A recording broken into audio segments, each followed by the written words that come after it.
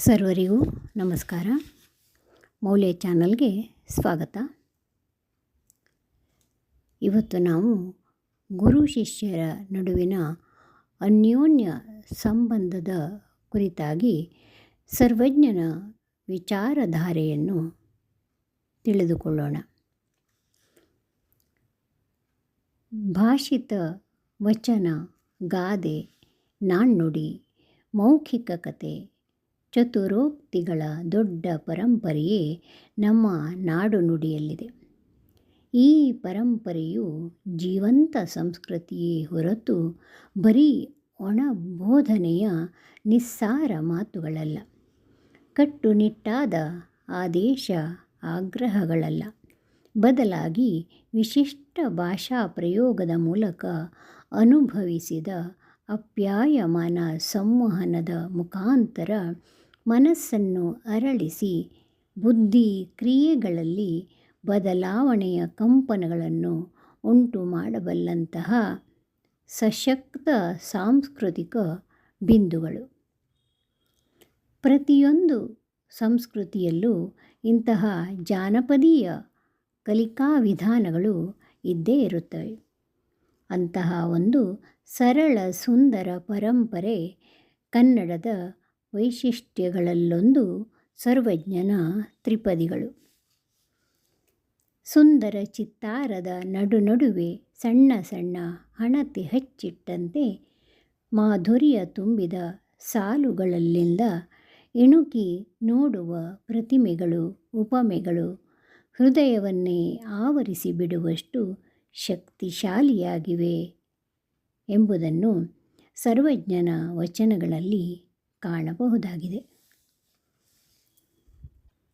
ಗುರುವಾದವನು ವಿದ್ಯಾದಾನವೆಂಬ ಮಹತ್ ಕಾರ್ಯದಲ್ಲಿ ತೊಡಗಿರುತ್ತಾನೆ. ಆ ಕುರಿತಾದ ಒಂದು ಸಂಸ್ಕೃತದ ಪ್ರಸಿದ್ಧ ಸುಭಾಷಿತ ಇಲ್ಲಿದೆ. ಅನ್ನದಾನಂ ಪರಂ ದಾನಂ ವಿದ್ಯಾದಾನಂ ಮತಃ ಪರಂ ಅನ್ನೇನ ಕ್ಷಣಿಕಾ ತೃಪ್ತಿ ಯಾವಜ್ಜೀವಂತ ವಿದ್ಯೆಯ ಎನ್ನುವುದು. ಅಂದರೆ ಈ ಸುಭಾಷಿತದ ಅರ್ಥ, ಹಸಿದವನಿಗೆ ಅನ್ನವನ್ನು ನೀಡುವುದು ಉನ್ನತ ಶ್ರೇಣಿಯ ದಾನವಾಗಿದೆ, ಹೌದು. ಆದರೆ ವಿದ್ಯಾದಾನವು ಅನ್ನದಾನಕ್ಕಿಂತಲೂ ಮಿಗಿಲಾದುದು. ಏಕೆಂದರೆ ಅನ್ನದಾನದಿಂದ ಸಿಗುವ ತೃಪ್ತಿಯು ಕ್ಷಣಿಕವಾದುದಾಗಿದೆ. ಆದರೆ ವಿದ್ಯಾದಾನದಿಂದ ಒಬ್ಬ ಮನುಷ್ಯನಿಗೆ ಜೀವನವಿಡೀ ತೃಪ್ತಿ ದೊರೆಯುತ್ತದೆ. ಇಂತಹ ವಿದ್ಯೆಯನ್ನು ನೀಡಿದ ಗುರುಗಳನ್ನು ಜೀವನದ ಕೊನೆ ಉಸಿರು ಇರುವವರೆಗೂ ನೆನೆಯುತ್ತಾರೆ ಮತ್ತು ಗೌರವಿಸುತ್ತಾರೆ. ಗುರು ಶಿಷ್ಯರ ಬಾಂಧವ್ಯ ಶಿಕ್ಷಣ ಕಾರ್ಯದಲ್ಲಿ ನೇರವಾಗಿ ಪಾತ್ರವಹಿಸುವ ಅಧ್ಯಾಪಕರ ಮತ್ತು ವಿದ್ಯಾರ್ಥಿಗಳ ನಡುವೆ ಇರುವ ಸಂಬಂಧ. ಶಿಕ್ಷಣ ವ್ಯವಸ್ಥೆಯಲ್ಲಿ ಅಧ್ಯಾಪಕರು ಅಥವಾ ಗುರು ತನ್ನ ಶಿಷ್ಯ ವೃಂದದೊಡನೆ ಹೊಂದಿರುವ ವಿಹಿತ ರೀತಿಯ ಸಂಬಂಧ ಅದರ ಯಶಸ್ಸಿಗೆ ಪ್ರಧಾನ ಕಾರಣವಾಗಬಲ್ಲದು. ಎಲ್ಲ ಸೌಕರ್ಯ ದೊರೆತ ಕೂಡಲೇ ತಡ ಮಾಡದೆ ಗುರು ಶಿಕ್ಷಣ ಕಲಿಸುವ ಕೈಂಕರ್ಯದಲ್ಲಿ ತೊಡಗಿಕೊಳ್ಳದಿದ್ದರೆ ಮುಂದೆ ಶಿಷ್ಯನು ಮಾಡಿದ ಪಾಪವೆಲ್ಲವೂ ಗುರುಗಳಿಗೆ ವರ್ಗವಾಗುವುದೆಂದು ಕೂರ್ಮ ಪುರಾಣ ತಿಳಿಸುತ್ತದೆ. ಯೋಗ್ಯರೆನಿಸಿದ ವಿದ್ಯಾರ್ಥಿಗಳಿಗೆ ತಮ್ಮ ಜ್ಞಾನ ದಾನ ಮಾಡದೆ ಇರತಕ್ಕ ಗುರುಗಳ ಬಗ್ಗೆ ದೇವತೆಗಳು ಆಗ್ರಹಗೊಳ್ಳುವರೆಂದು ಛಾಂದೋಗ್ಯ ಉಪನಿಷತ್ತು ಎಚ್ಚರಿಸುತ್ತದೆ. ಸರ್ವಜ್ಞ ಕವಿಯ ದೃಷ್ಟಿಯಲ್ಲಿ ನೋಡಿದಾಗ ಗುರುವಿಗೆ ಉಚ್ಚ ಸ್ಥಾನದಲ್ಲಿರಿಸಿ ಪೂಜಿಸಿ ಗುರುವಿನ ಮಹತ್ವವನ್ನು ಎತ್ತಿ ಹಿಡಿದಿರುವುದು ಕಂಡುಬರುತ್ತದೆ. ಲೇಖನಿ ಖಡ್ಗಕ್ಕಿಂತ ಹರಿತವಾದುದು ಎಂದು ಹೇಳುತ್ತಾರೆ. ಆದರೆ ಅಂದೇ ಸರ್ವಜ್ಞನ ವಚನಗಳಲ್ಲಿ ತನಗೆ ಸರಿ ಕಾಣದಿದ್ದದ್ದನ್ನು ನಿರ್ಭೀತಿಯಿಂದ ಖಡ್ಗದಷ್ಟೇ ಹರಿತವಾದ ವಿಷಯ ವಿಡಂಬನೆಗಳಿಂದ ಟೀಕಿಸಿದ್ದನ್ನು ಕಾಣಬಹುದಾಗಿದೆ. ಇಲ್ಲಿಯೂ ಕೂಡ ಸರ್ವಜ್ಞನು ಗುರು ಶಿಷ್ಯರ ನಡುವಿನ ಸಂಬಂಧ, ಗುರು ಶಿಷ್ಯರು ಹೇಗಿರಬೇಕು, ಯೋಗ್ಯ ಗುರು ಶಿಷ್ಯರು ಅಂದರೆ ಹೇಗಿರಬೇಕು, ಅಯೋಗ್ಯ ಗುರು ಶಿಷ್ಯರು ಯಾರು, ಈ ಎಲ್ಲವೂ ವಿಷಯಗಳನ್ನು ಕೂಡ ಸರ್ವಜ್ಞರು ತಮ್ಮ ವಚನದಲ್ಲಿ ಯಾವುದೇ ಅಂಜಿಕೆ ಇಲ್ಲದೆ ನಿರ್ಭೆಡೆಯಿಂದ ಅರ್ಥಪೂರ್ಣವಾಗಿ ತಮ್ಮ ವಿಚಾರಧಾರೆಯನ್ನು ಹರಿಯಬಿಟ್ಟಿದ್ದಾರೆ. ಅದನ್ನು ಈಗ ತಿಳಿಯೋಣ. ಸರ್ವಜ್ಞನ ಒಂದು ವಚನ: ಹೇಳಬಲ್ಲೆಡೆ ಗುರುವು, ಕೇಳಬಲ್ಲೆಡೆ ಶಿಷ್ಯ. ಹೇಳಬಲ್ಲೆಡೆ ಗುರುವು, ಕೇಳಬಲ್ಲೆಡೆ ಶಿಷ್ಯ. ಹೇಳಲುಂ ಕೇಳಲರಿಯದ ಗುರು ಶಿಷ್ಯ ಮೇಳವೆಂತೆಂದ ಸರ್ವಜ್ಞ. ಅಂದರೆ ಯಾವುದೇ ವಿದ್ಯೆಯನ್ನು ತಿಳಿಸಿ ಹೇಳತಕ್ಕ ಯೋಗ್ಯತೆ ಇಲ್ಲದವನಿಗೆ, ಯೋಗ್ಯತೆ ಉಳ್ಳವನಿಗೆ ಗುರು ಎನ್ನಬೇಕು. ಗುರುವು ಹೇಳಿದ್ದನ್ನು ಲಕ್ಷ್ಯ ಕೊಟ್ಟು ಕೇಳಿ ತಿಳಿದುಕೊಳ್ಳುವ ಯೋಗ್ಯತೆಯುಳ್ಳವನಿಗೆ ಶಿಷ್ಯನೆನ್ನಬೇಕು. ಹೇಳಲಿಕ್ಕೆ ಬಾರದಂಥ ಗುರುವು ಹೇಳಿದ್ದನ್ನು ಕೇಳಲಾರದಂಥ ಶಿಷ್ಯನೂ ಕೂಡಿದರೆ ಅವರ ಮೇಳವು ಹೊಂದಿಕೆಯಾಗಲು ಸಾಧ್ಯವಿಲ್ಲ. ಗುರುವಾದವನು ತಾನು ತಿಳಿದಂತಹ ವಿದ್ಯೆಯನ್ನು ಶಿಷ್ಯರಿಗೆ ವರ್ಗಾಯಿಸುವ ಸಾಮರ್ಥ್ಯ ಹೊಂದಿರಬೇಕು. ಶಿಷ್ಯನಾದವನು ಗುರುಗಳು ಹೇಳಿದಂತಹ ವಿಷಯಗಳನ್ನು ಅರ್ಥ ಮಾಡಿಕೊಳ್ಳುವ ಸಾಮರ್ಥ್ಯ ಪಡೆದುಕೊಂಡಿರಬೇಕು. ಇಲ್ಲದಿದ್ದರೆ ವ್ಯರ್ಥ ಪ್ರಯತ್ನವಾಗುತ್ತದೆ. ಗುರು ನೀಡುವವನು, ಶಿಷ್ಯ ಪಡೆದುಕೊಳ್ಳುವವನು. ಈ ಸಂದರ್ಭದಲ್ಲಿ ಅಂಬಿಗರ ಚೌಡಯ್ಯನವರ ಒಂದು ವಚನವನ್ನು ಸ್ಮರಿಸಿಕೊಳ್ಳಬಹುದಾಗಿದೆ. ಅರಿಯದ ಗುರು ಅರಿಯದ ಶಿಷ್ಯಂಗೆ, ಅರಿಯದ ಗುರು ಅರಿಯದ ಶಿಷ್ಯಂಗೆ, ಅನುಗ್ರಹವ ಮಾಡಿದಡೇನು ಅಪ್ಪುದೆಲವೋ. ಅಂಧಕನ ಕೈಯ ಅಂಧಕ ಹಿಡಿದಂತೆ, ಮುಂದನಾರು ಕಾಂಬರು ಹೇಳೆಲೆ ಮರುಳೆ. ತೊರೆಯಲಿದ್ದವನು ಈಸಲು ಅರಿಯದವ, ತೆಗೆವ ತೆರನೆಂತೆಂದ ಅಂಬಿಗರ ಚೌಡಯ್ಯ. ಇಲ್ಲಿ ಅಂಬಿಗರ ಚೌಡಯ್ಯನವರು ಎರಡು ನಿದರ್ಶನಗಳ ಮೂಲಕ ಇಲ್ಲಿ ಗುರು ಶಿಷ್ಯರು ಹೇಗಿರಬೇಕು ಎಂಬುದನ್ನು ಹೇಳಿದ್ದಾರೆ. ಅರಿಯದ ಗುರು ಅಂದರೆ ಯಾವುದೇ ವಿಷಯವನ್ನು ಅರಿತುಕೊಳ್ಳದ ಗುರು ಅರಿಯದ ಶಿಷ್ಯಂಗೆ ಬೋಧಿಸುವುದರಿಂದ ಕುರುಡನ ಕೈಯನ್ನು ಇನ್ನೊಬ್ಬ ಕುರುಡನು ದಾರಿ ನಡೆಸುವ ಸ್ಥಿತಿಗೆ ಸಮಾನ. ಮತ್ತು ಇನ್ನೊಂದು ನಿದರ್ಶನ, ಈಜು ಬಾರದವನು ನೀರಲ್ಲಿ ಮುಳುಗಿದವನನ್ನು ರಕ್ಷಿಸಲು ಮಾಡುವ ಪ್ರಯತ್ನಕ್ಕೆ ಸಮಾನ ಎಂದು ಸರ್ವಜ್ಞರು ಈ ವಚನದಲ್ಲಿ ಹೇಳಿದ್ದಾರೆ. ಆದ್ದರಿಂದ ಗುರುವಾಗುವ ಹಂಬಲವುಳ್ಳವನು ಮೊದಲು ತಾನು ಎಲ್ಲವನ್ನೂ ಅರಿತಿರಬೇಕಾಗುತ್ತದೆ. ನಂತರ ಅರಿಯದ ಶಿಷ್ಯನಿಗೆ ಜ್ಞಾನವನ್ನು ಧಾರೆ ಎರೆಯಬೇಕು ಎಂದು ಅಂಬಿಗರ ಚೌಡಯ್ಯನವರು ಹೇಳಿದ್ದನ್ನು ಇಲ್ಲಿ ಸ್ಮರಿಸಿಕೊಳ್ಳಬಹುದಾಗಿದೆ. ಸರ್ವಜ್ಞನ ಇನ್ನೊಂದು ವಚನ: ಹೊಲಬನರಿಯದ ಗುರು ತಿಳಿಯಲರಿಯದ ಶಿಷ್ಯ. ಹೊಲಬನರಿಯದ ಗುರು ತಿಳಿಯಲರಿಯದ ಶಿಷ್ಯ, ನೆಲೆಯನರಿಯದ ಉಪದೇಶ, ಅಂಧಕನು ಕೊಳನ ಹೊಕ್ಕಂತೆ ಸರ್ವಜ್ಞ.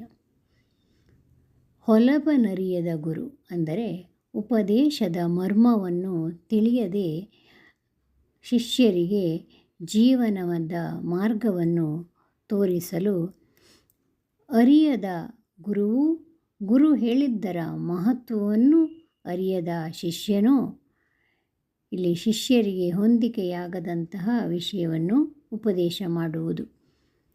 ಇವು ಮೂರೂ ಕುರುಡನು ಕೊಳ ಅಂದರೆ ಬಾವಿಯನ್ನು ಹೊಕ್ಕಂತೆ ಸರಿ ಎಂಬುದು ಸರ್ವಜ್ಞರ ಅಭಿಪ್ರಾಯವಾಗಿದೆ.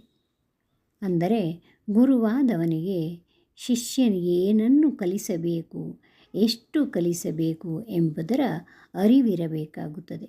ಅದಿಲ್ಲದಿದ್ದರೆ ನೀರಿಳಿಯದ ಗಂಟಲೊಳ್ ಕಡುಬನ್ ತುರುಕಿದಂತೆ ಶಿಷ್ಯಂದಿರ ಬುದ್ಧಿಮಟ್ಟಕ್ಕೆ ಮೀರಿದ ವಿಷಯಗಳನ್ನು ಮಸ್ತಕದೊಳಗೆ ತುರುಕಲು ಹೋಗಿ ಅದು ಅನರ್ಥಕ್ಕೆ ಕಾರಣವಾಗುತ್ತದೆ. ಅಂದರೆ ಯಾವುದೇ ರೀತಿಯ ಪ್ರಯೋಜನ ಆಗುವುದಿಲ್ಲ. ಈಗ ಇನ್ನೊಂದು ವಚನ, ಗುರುವಿನ ಮಹತ್ವ ಎಂತಹುದು ಎಂಬುದನ್ನು ಈ ವಚನದಲ್ಲಿ ಸರ್ವಜ್ಞರು ತುಂಬ ಸುಂದರವಾಗಿ ಹೇಳಿದ್ದಾರೆ. ಬಂಧುಗಳು ಆದವರು ಬಂದುಂಡು ಹೋಗುವರು, ಬಂಧುಗಳು ಆದವರು ಬಂದುಂಡು ಹೋಗುವರು, ಬಂಧನವ ಕಳೆಯಲರಿಯರ, ಬಂಧನವ ಕಳೆಯಲರಿಯರ, ಗುರುವಿಗಿಂತ ಬಂಧುಗಳುಂಟೆ ಸರ್ವಜ್ಞ. ಗುರುವಿಗಿಂತ ಬಂಧುಗಳುಂಟೆ ಸರ್ವಜ್ಞ. ಇದರ ಅರ್ಥವೇನೆಂದರೆ, ಬಂಧುಗಳು ಅಥವಾ ಆಪ್ತರಾದವರು ಮೇಲಿಂದ ಮೇಲೆ ಬಂದು ಊಟ ಮಾಡಿ ಹೋಗುವರು.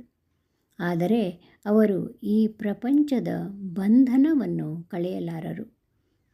ಆದರೆ ಗುರುವೆಂಬ ಶ್ರೇಷ್ಠ ಬಂಧನವು ನಮಗೆ ಇರತಕ್ಕ ಪ್ರಾಪಂಚಿಕ ಬಂಧನವನ್ನು ತಮ್ಮ ಜ್ಞಾನೋಪದೇಶದಿಂದ ಕಳೆದು ಬಿಡುವರು.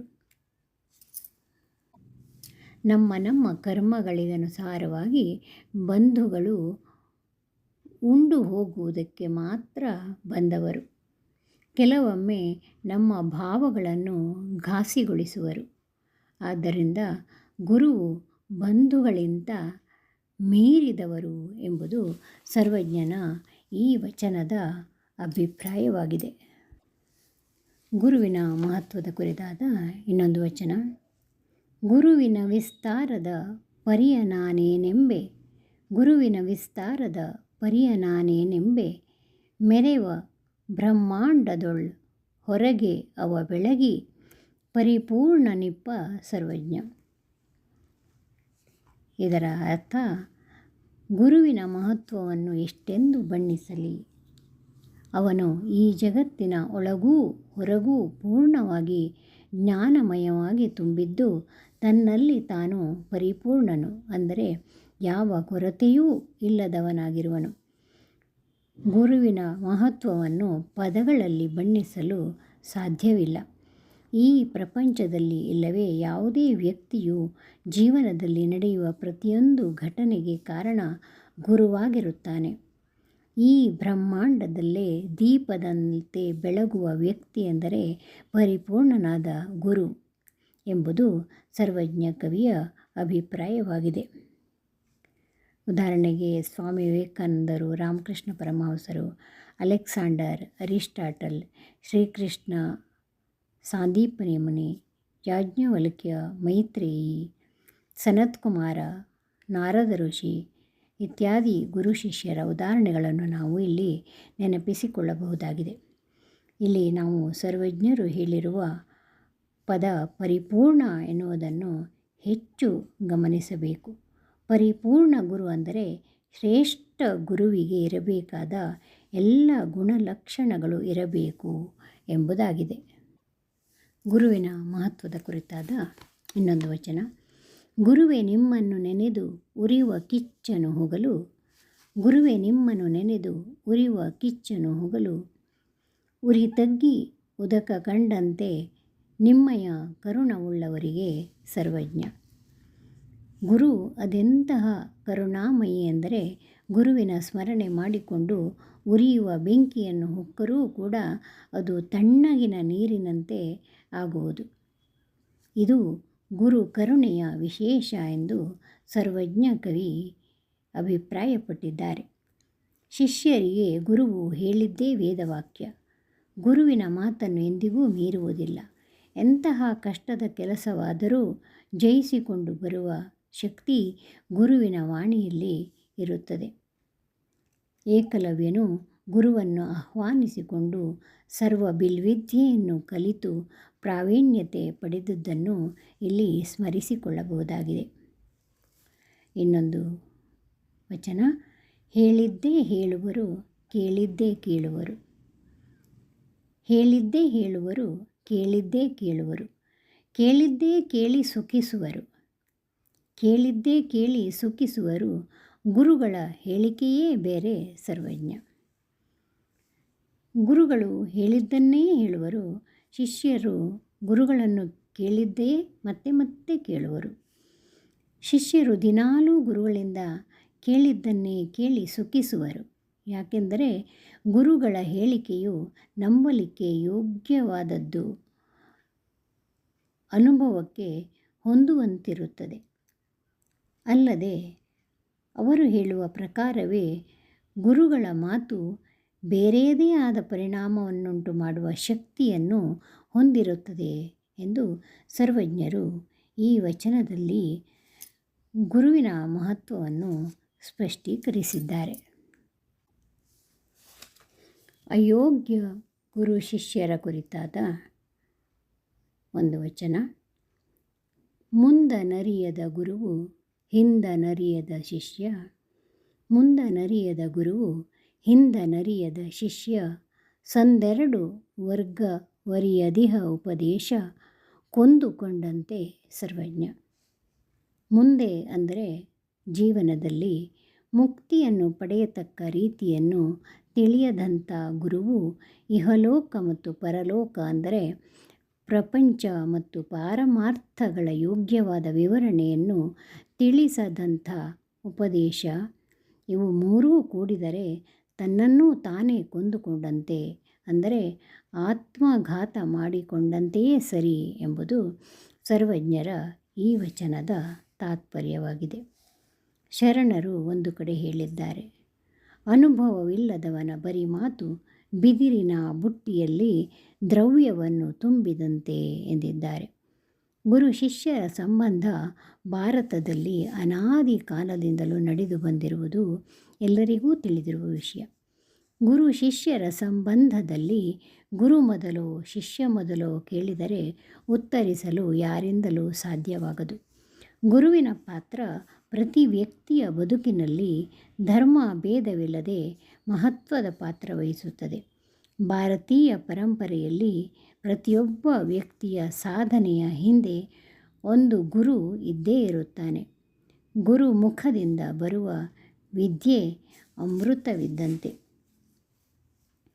ಇನ್ನೊಂದು ವಚನ, ಅರಿವನರಿಯದ ಗುರುವು ಪರವನರಿಯದ ಶಿಷ್ಯ, ಅರಿವನರಿಯದ ಗುರುವು ಪರವನರಿಯದ ಶಿಷ್ಯ, ನೆರೆಯ ಅರಿಯದೋದು, ಇವು ಮೂರೂ ಅಂಧಕನು ತಿರುಗಾಡಿದಂತೆ ಸರ್ವಜ್ಞ.